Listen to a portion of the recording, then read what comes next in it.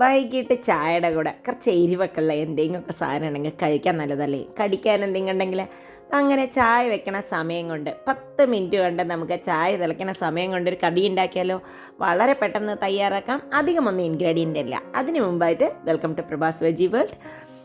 നിങ്ങൾ എൻ്റെ ചാനൽ ആദ്യം കാണുകയാണെങ്കിൽ സബ്സ്ക്രൈബ് ചെയ്തൊന്ന് സപ്പോർട്ട് ചെയ്യൂ. അപ്പോൾ ഈ കടി ഉണ്ടാക്കാനായിട്ട് ആകെ 10 മിനിറ്റ് ഉണ്ട്. പിന്നെ വേണ്ടത് കുറച്ച് ഗോതമ്പ് മാവ് മാത്രമാണ്, അധികം ഇൻഗ്രീഡിയൻ്റ് ഒന്നുമില്ല. അപ്പോൾ അതിങ്ങനെയാണെന്ന് നോക്കാം. അതിനായിട്ട് 1 കപ്പ് ഗോതമ്പ് മാവാണ് നമ്മളൊരു ബൗളിലേക്ക് ഇട്ട് കൊടുക്കേണ്ടത്. ഇനി ഇതിലേക്ക് ചേർത്തി കൊടുക്കേണ്ടത് ഒരു 1/4 കപ്പോളം ദോശമാവ് അല്ലെങ്കിൽ ഇഡ്ലി മാവ് പുളിച്ച് തന്നെയാണ് ഇട്ട് കൊടുക്കേണ്ടത്. അതിന് പകരം 2 ടേബിൾ സ്പൂൺ അരിപ്പൊടി വേണമെങ്കിലും നിങ്ങൾക്ക് ചേർത്ത് കൊടുക്കാം.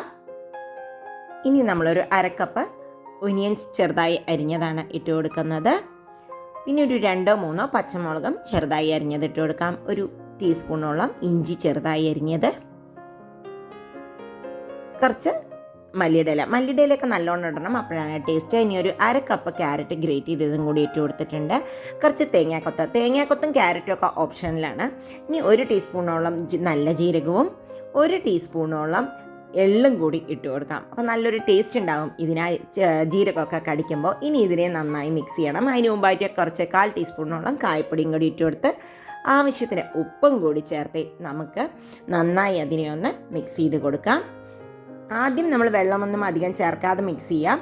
ഇനി ഇതിലേക്ക് കുറച്ചും കൂടി എരിവ് വേണം. അപ്പോൾ ആ എരിവിനായിട്ട് നമുക്ക് 1 ടീസ്പൂണോളം ചില്ലി ഫ്ലേക്സും കൂടിയാണ് ഇട്ട് കൊടുക്കുന്നത്. ചതച്ച മുളകും കൂടി ഇട്ട് കൊടുത്ത് ആദ്യം ഇതിനെ നമുക്കൊന്ന് മിക്സ് ചെയ്തെടുക്കാം. ആ ഗോതമ്പും ഇതും കൂടി ഒന്ന് ജസ്റ്റ് ഒന്ന് മിക്സ് ആവട്ടെ. അതിനുശേഷം നമുക്ക് കൈ കൊണ്ട് ആവശ്യത്തിന് വെള്ളം ഒഴിച്ചിട്ട് മിക്സ് ചെയ്തെടുക്കാം.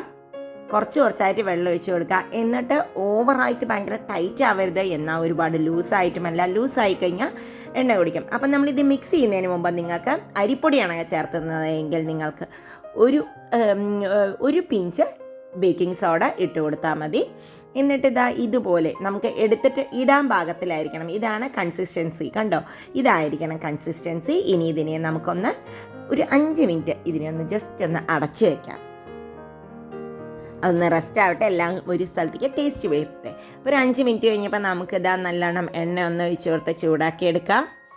ചൂടായ എണ്ണയിലേക്ക് ഇങ്ങനെ അങ്ങോട്ട് ഇട്ട് കൊടുക്കാം. ഓരോരോ ഉരുളയായിട്ട് ഇട്ട് കൊടുക്കാം. നമുക്ക് നല്ല ഗോതമ്പ് ബോണ്ട വളരെ പെട്ടെന്ന് നിങ്ങൾക്ക് തയ്യാറാക്കിയെടുക്കാൻ പറ്റും. ആ ഗോതമ്പിന് മണവും ഉണ്ടാവും, എന്നാൽ നല്ല ടേസ്റ്റ് ആയിരിക്കും കേട്ടോ. ആ തേങ്ങാക്കൊത്തൊക്കെ കടിക്കുന്നതുകൊണ്ട് നല്ല ടേസ്റ്റാണ്. അതിൽ തേങ്ങാക്കൊത്തും നമ്മുടെ ക്യാരറ്റും ഒക്കെ ഓപ്ഷനിലാണ്. വെറും ഉള്ളിയും പച്ചമുളകും ഇട്ടിട്ടും നിങ്ങൾക്ക് ഉണ്ടാക്കിയെടുക്കാം. ഒരു മീഡിയം ഫ്ലെയിമിൽ വെച്ചിട്ട് അങ്ങോട്ടും മറിച്ചിട്ട് നമുക്കിതാ വറുത്തെടുക്കാം. നല്ല ഗോൾഡൻ കളറിൽ വന്നിട്ടുണ്ടോ, നല്ല ഉള്ളൊക്കെ നല്ല പെർഫെക്റ്റ് ആയിട്ട് കുക്കാവട്ടെ. അപ്പോൾ ഇതാ കുക്കായിട്ടുണ്ട്. ഇതുപോലെ തന്നെ നമുക്ക് ബാക്കിയുള്ളതും കൂടി ഉണ്ടാക്കിയെടുക്കാം. കണ്ടോ, ആകെ മൊത്തം നമുക്ക് 10 മിനിറ്റ് വേണ്ടി വന്നുള്ളൂ ഈ റെസിപ്പി ഉണ്ടാക്കാനായിട്ട്. ഇനി ഇതിനെ ഒന്ന് തുറന്ന് നോക്കാം. കണ്ടോ, എണ്ണയൊന്നും അധികം കുടിച്ചിട്ടില്ല. നമുക്ക് വെള്ളം മാവിൽ കൂടുതലായ എണ്ണ കുടിക്കും. ഉള്ളൊക്കെ പെർഫെക്റ്റ് ആയിട്ട് കുക്കായിട്ടുണ്ട്. അപ്പോൾ എല്ലാവരും ഒന്ന് ട്രൈ ചെയ്ത് നോക്കും, നല്ല ടേസ്റ്റ് ഉണ്ട്. ഞാനിതാ ഒന്ന് കഴിച്ചു നോക്കി. ആ ഉള്ളിയും ക്യാരറ്റും തേങ്ങാക്കൊത്തും പച്ചമുളകും കൂടിയിട്ട്. അപ്പോൾ എല്ലാവർക്കും ഇന്നത്തെ ഈ റെസിപ്പി ഇഷ്ടപ്പെട്ടു എന്ന് വിചാരിക്കുന്നു. വീണ്ടും അടുത്ത വീഡിയോയുമായി വരാം. അതുവരേക്കും ബൈ. Thank you.